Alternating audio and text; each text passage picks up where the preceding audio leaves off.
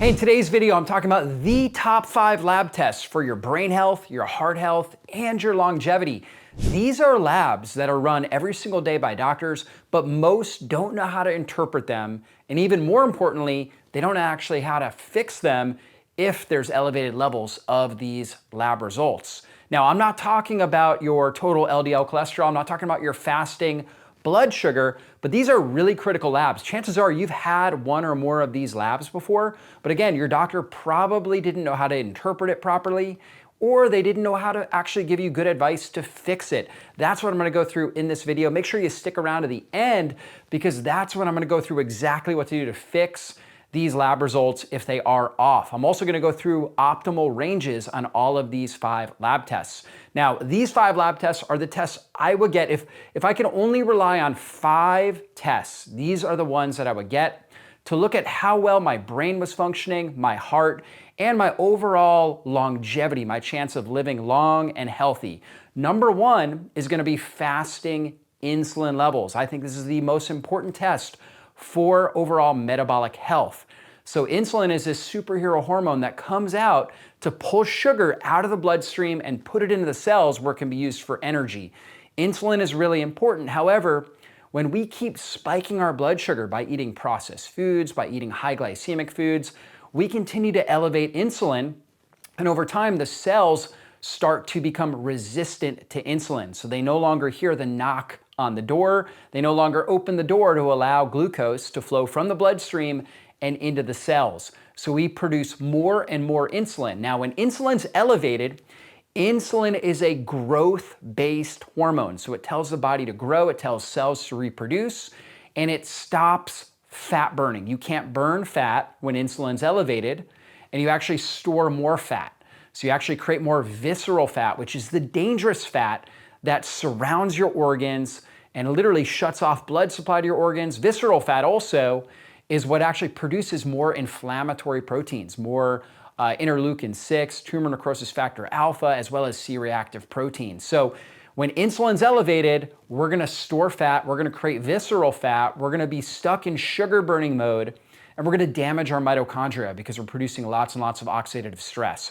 So a healthy fasting insulin level, this is where you eat your dinner, let's say you finish your dinner at 7 p.m., you fast for roughly 12 to 14 hours, right in that range, and you get your blood work done the next morning. So if you finish dinner by 7 p.m., you got your blood work done at 8 a.m., it would be a valid test in that 12 to 14 hour range. Your fasting insulin should be less than 6. So it should be under 6. Now, you should have some insulin. So if there's 0 insulin, that means your pancreas is not producing any, which means you probably have an autoimmune condition, type 1 diabetes. That's not what we want. You're gonna have some unless you have that condition. So roughly between 1 to 6, that is a healthy fasting insulin level. Make sure you ask your doctor to check. Most insurances will cover it. It's not an expensive test if you're paying out of pocket. Make sure you're looking at your fasting insulin. Number 2 is gonna be your hemoglobin A1C. You've probably heard of this, HbA1c. This is looking at roughly a 90 to 120 day life cycle of a red blood cell and how much glycation has occurred to the red blood cell. So what is glycation? It's when sugar binds to the red blood cell. So if we have excess blood sugar, higher blood sugar, the sugar molecules will start to bind to red blood cells and create sticky proteins, glycated red blood cells. These glycated red blood cells are not able to function well. They're not able to get oxygen to cells, they're not able to get nutrients to cells, so they're dysfunctional, basically senescent or aged red blood cells. Now, we don't want many of those, obviously, because they're not functioning well.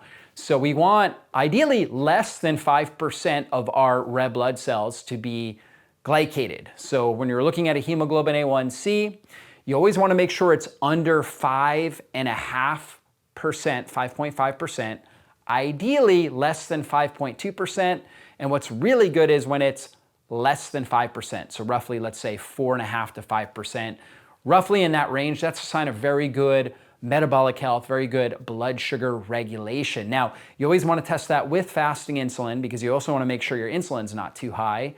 And that, obviously, if your insulin's high and your blood sugar is low, that you still have insulin resistance if that's the case. So you want to make sure you're keeping your glycated red blood cells under control, but also keeping your insulin under control. So again, hemoglobin A1C, important to look at, because if your blood sugar is really high, you're going to get dysfunctional, senescent, damaged red blood cells. You're not going to get oxygen and nutrients to cells the way that you need to really have great cellular health. So that's the second test. The third one is triglycerides to HDL. So a ratio between triglycerides, which are circulating fat, along with your HDL, which is your high density lipoprotein. They call that the good cholesterol. And so normally that ratio, you don't want a lot of triglycerides. Triglycerides should be low. You don't want a lot of circulating fat. If triglycerides are high, it's a sign that your body's not good at getting the fat into the cells to be used for energy.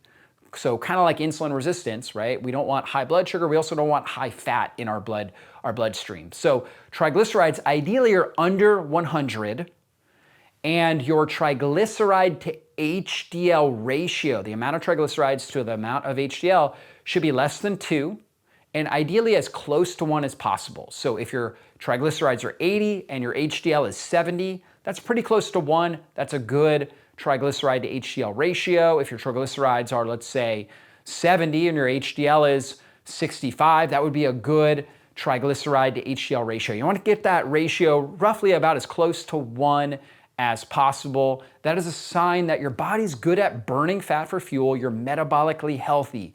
You have good, typically, the reason why somebody would have high triglycerides would be because they have high insulin levels. That's the number one driver for high triglycerides.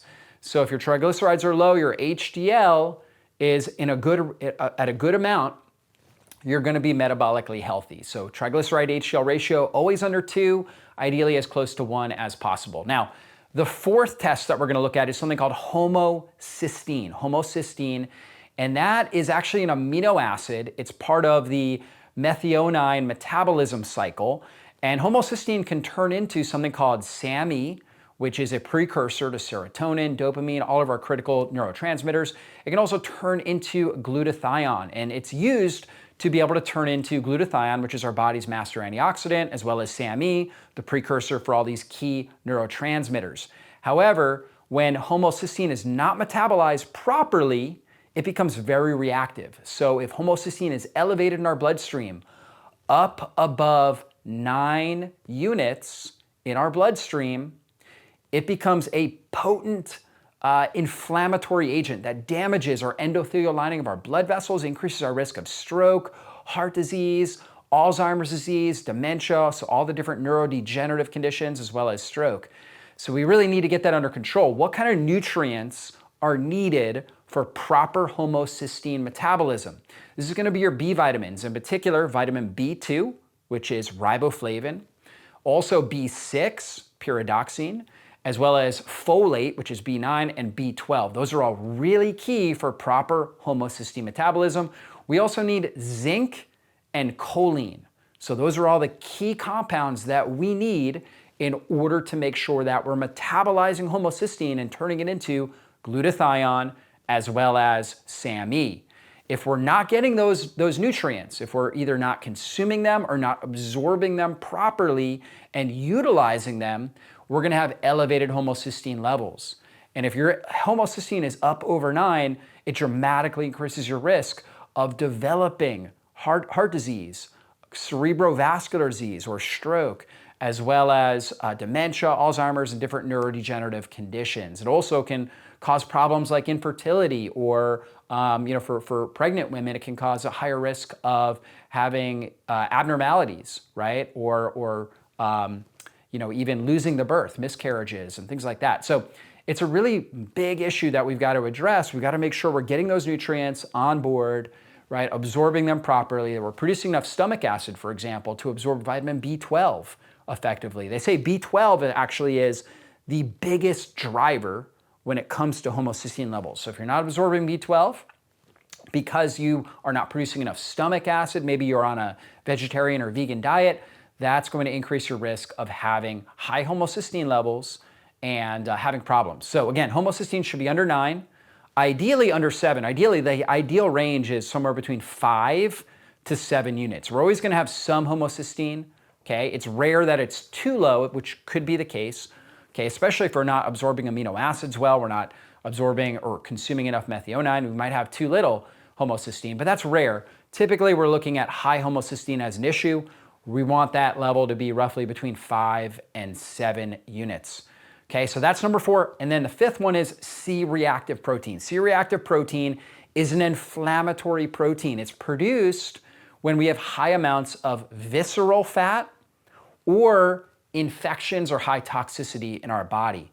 So if we have high visceral fat, which is the kind of fat that surrounds our organs, like our liver, for example, fatty liver disease, or surrounds our heart, our pancreas, that visceral fat will release inflammatory compounds, particularly interleukin-6 and tumor necrosis factor alpha, TNF-alpha. Those inflammatory compounds, those cytokines, go to the liver and they tell the liver to produce C-reactive protein. C-reactive protein we can measure easily on a blood test. It's a very easy add-on to any blood test you're getting. Ask your doctor to order C-reactive protein. If that is up over 2, it dramatically increases your risk of developing some sort of chronic disease, in particular heart disease, cancer, diabetes, neurodegenerative conditions like Alzheimer's and Parkinson's, as well as dementia. And it also increases your risk of developing fatty liver disease as well. And so we want to make sure it's under 2, ideally under 1. That's what we're looking at there. So visceral fat is a big player. If we get our metabolic health right, that's going to lower C-reactive protein. Another thing is infections. Particularly, I found oral infections. For example, having periodontal disease really increases your risk of C-reactive protein. Having root canals that were not done properly may be a factor for increased C-reactive protein in your bloodstream. So that's a big factor. Now, when you get your blood test, one thing you want to make sure is that you didn't get a real big workout in the day before, because this is where you get a false positive for C-reactive protein. Let's say you did some strenuous exercise the day before, your C-reactive protein is going to be high. Okay, and that's normal. That's part of the healing response, part of the healing process.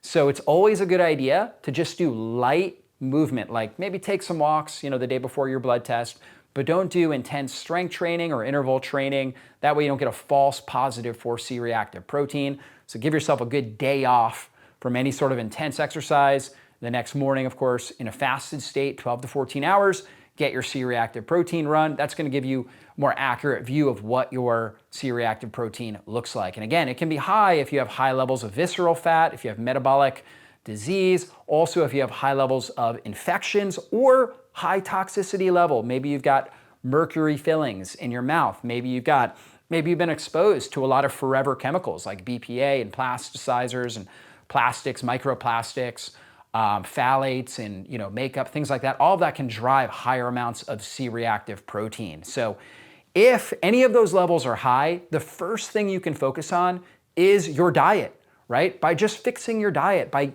focusing on a blood sugar stabilizing diet, that should improve your fasting insulin levels, your hemoglobin A1C, your C-reactive protein, your homocysteine, and your triglyceride to HDL ratio.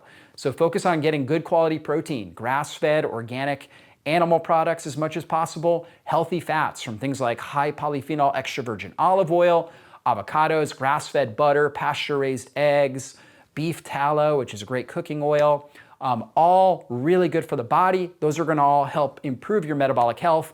And then lots of colorful fruits and vegetables, of course. Adding in some intermittent fasting where you're going, let's say you're eating your meals in an 8-hour eating window and fasting for 16 hours. Maybe you eat from 10 a.m. to 6 p.m. or from 12 p.m. to 8 p.m. and you fast outside of that. That gives your body time to heal and repair your metabolism, to burn fat for fuel, to bring insulin down so you can burn fat for fuel. And that's going to help reduce your hemoglobin A1C, reduce your visceral fat, and reduce your overall inflammatory proteins. Make sure you're getting enough B vitamins. How do you get B vitamins? Well, grass-fed organic animal products are key. Take some apple cider vinegar in water, maybe 1 tablespoon and 4 ounces of water before you eat your meal. That will stimulate good stomach acid production, which will help you absorb vitamin B12 from your red meat, for example. Okay, that's a great way to get B12. Eat cruciferous veggies or arugula or something like that. You'll get a lot of folate. Organ meats can also be a great source of folate, B6 as well, and vitamin B2. So grass-fed organic animal products, really prioritizing getting 30 to 50 grams of high-quality protein in a meal is a great way to start to balance and stabilize your blood sugar. And that's going to help you burn fat for fuel and reduce these inflammatory lab markers, right? So that's the number one place to start. If you're getting your diet in order, you're exercising as well, getting some good movement in, doing some strength training, building muscle, really prioritizing good sleep, keeping stress under control, you should see these numbers go down. If not, it's a sign you want to work with some sort of functional health practitioner to really figure out what the root cause factors are. Maybe you have sleep apnea. That can be a factor. Maybe you have oral infections like we talked about. Maybe you're being exposed to mold, or you have a high toxic load and you need help with overall detoxification.